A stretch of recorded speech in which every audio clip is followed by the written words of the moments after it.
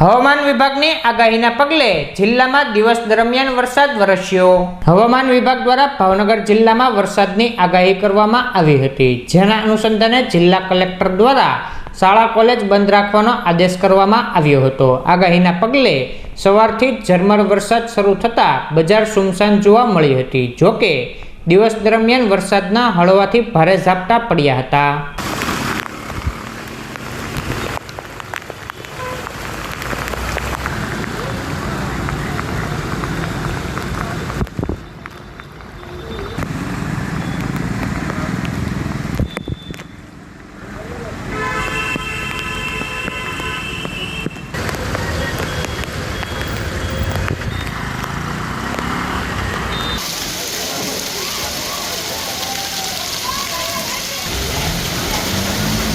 भाई हमारा video delete कर देજો।